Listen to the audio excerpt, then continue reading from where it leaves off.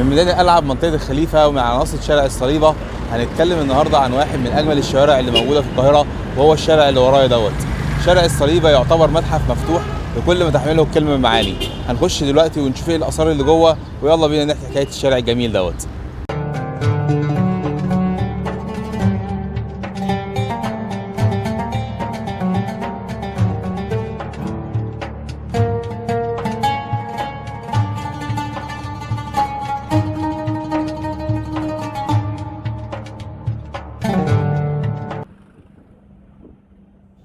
احنا دلوقتي في قلب متحف مفتوح عمره اكتر من 1000 سنة، وهنا وبين كل اثر واثر اثر.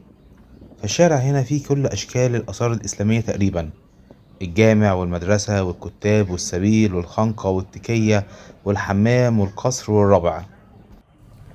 وتسمى الشارع هنا بالصليبة او خط الصليبة، وده الاسم اللي كان متداول في كتب التاريخ عند تقاطع مدينة العسكر اللي اتبنت على ايد العباسيين، واللي اتدمرت بالكامل ومش باقي منها غير اسمها بس، مع مدينة القطائع اللي اتبنت على ايد احمد بن طولون، واللي برضه مش فاضل منها غير جامع احمد بن طولون بس. والشارع هنا كان اهم شارع في مصر كلها في العصر المملوكي. فكان الشارع هنا زي ما تقول كده مسرح او لوكيشن لكل الاحداث العصر دوت.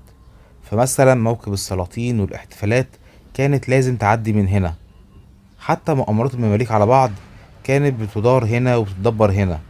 والحجارة دي لو اتكلمت هتحكي لنا حكايات وأسرار أضعاف مضاعفة من اللي احنا عارفينها واللي وصلت لنا عن المكان هنا.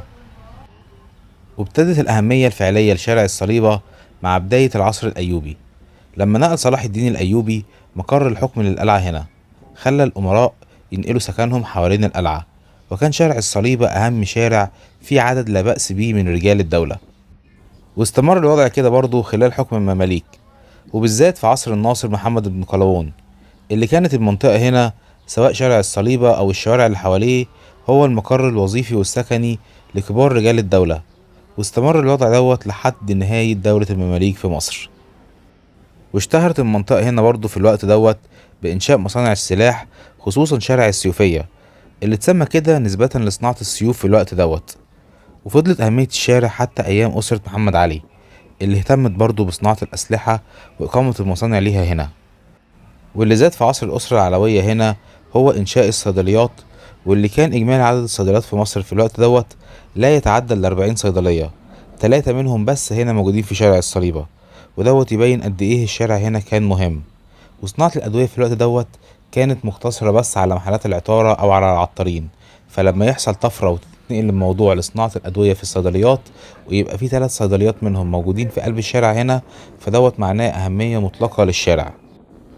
وطول الشارع هنا من أول ميدان القلعة وحتى آخره تقريبا حوالي 500 متر أو نص كيلو، وهو فعلا نص كيلو آثار.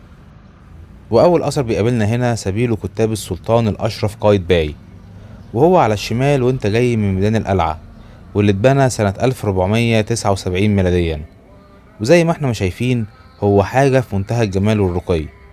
والهدف من السبيل دوت هو توفير مياه الشرب بشكل مجاني، حاجة كده زي فكرة الكولدير النهاردة.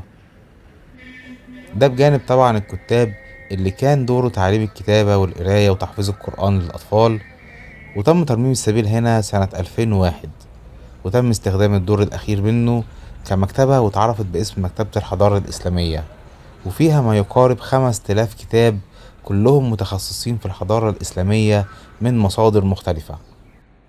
وبعد خطوات نلاقي جامع ومدرسة قانباي محمدي، واللي اتبنت سنة 816 هجري 1413 ميلادي. والأمير قانباي المحمدي دوت كان أحد مماليك السلطان الظاهر برقوق. وبعده على طول سبيل كتاب الأمير عبد الله كتخدة، واللي اتبنى سنة 1132 هجري 1720 ميلادي.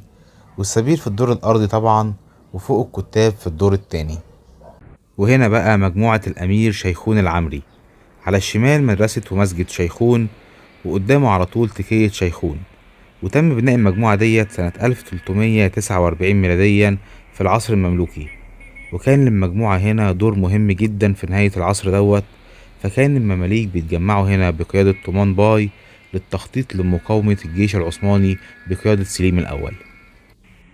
وهنا وعلى ناصية شارع السيوفية نلاقي سبيل أم عباس اللي اتبنى في عصر أسرة محمد علي سنة 1867 ميلاديا، واللي الطراز بتاعه هتلاقيه مختلف عن باقي الآثار الموجودة هنا، ودوت طبعا بسبب إنه اتبنى على الطراز العثماني. وبعده بكام خطوة نلاقي مسجد ومدرسة تغري بردي اللي اتبنت سنة 1440 ميلاديا في العصر المملوكي. وهنا وعلى الشمال جامع أحمد بن طولون، واحد من أكبر الجوامع في مصر، وجنبه بيت الكريتلية أو متحف جاير أندرسون، واللي إن شاء الله هنتكلم على كل واحد فيهم في حلقة لوحده. ولو كملنا على طول هنلاقي مسجد الخضيري لصاحبه الشيخ سليمان الخضري، اللي بيرجع نسبه للصحابي الجليل الزبير بن العوام رضي الله عنه. وقدام مسجد الخضيري نلاقي مسجد تاني وهو مسجد سرغطمش الناصري اللي اتبنى سنة 757 هجريا 1356 ميلادي في العصر المملوكي برضه. وسيف الدين سرغطمش الناصري دوت كان من مماليك الناصر محمد بن قلاوون. ولو بصينا على ورقة ال5 جنيه هنلاقي موجود جامع أحمد بن طولون، لكن أغلب الناس ممكن ما يعرفوش إن القبة اللي على اليمين دي هي قبة مسجد سرغطمش الناصري، وإن الأثرين دولت تم الدمج بينهم في الصورة، لكن الأثرين دولت تقريبا بينهم ما يقارب 480 سنة. فسرغطمش الناصري وهو بيبني مسجده كان عارف إنه بيبني مسجده جنب أثر، وسبحان الله تمر الأيام ويبقى كل اللي في الشارع دوت آثار، وما بين أقدم أثر وأجدد أثر فيهم ما يقارب تقريبا ال1000 سنة. ونفسي إن الشارع هنا يتم الاهتمام بيه زي شارع معز مثلا، ويتحول لمزار أو لمتحف مفتوح، لأن حرام فعلا إهمال كنز زي دوت.